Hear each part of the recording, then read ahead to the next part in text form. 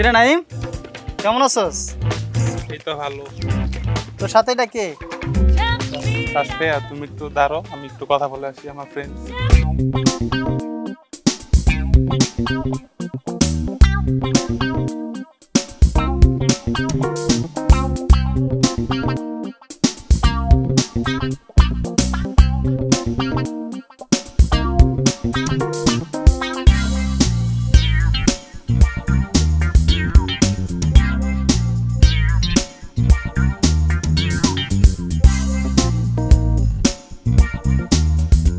কিরে তুই আমার সাইডে নিয়ে আসলি কেন? এটা বলার জন্য তো তোর সাইডে নেই। আচ্ছা বল, ওই মেয়ে কে? ওই মেয়ে আমার এক্স। কি কস, তোর বাসায় না সুন্দর ওয়াইফ আছে? সুন্দর ওয়াইফ আছে, কিন্তু এক জিনিস বারবার আমার এখন বিরক্ত লাগে বাসায় গেলে। এটা কোনো কথা বললি?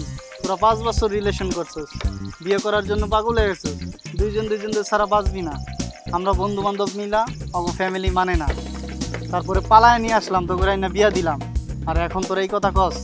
এখন কি করবো বল, বা আমি অফিসে থাকি, অফিসে কত স্টাইলিশ মেয়ে আসে, জিন্স প্যান্ট পরা, ওগুলো কত সুন্দর, ওইগুলা দেখা আমার আর ভালো লাগে না বাসার বউ।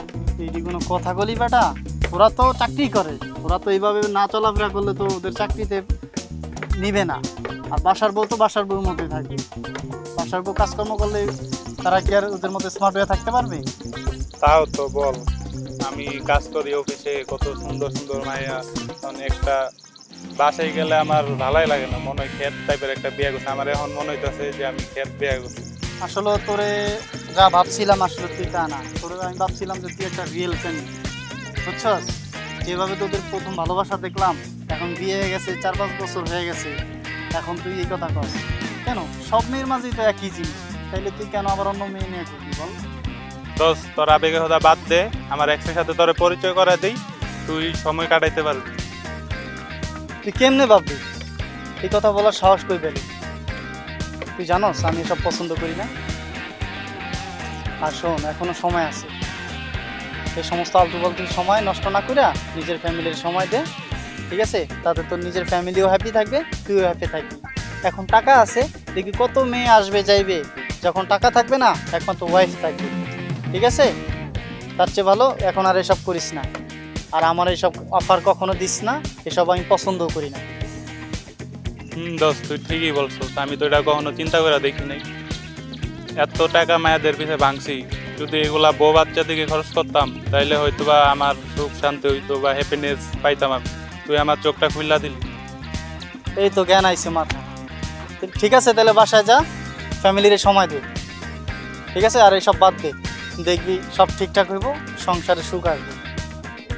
ঠিক আছে, চল তাহলে যাই।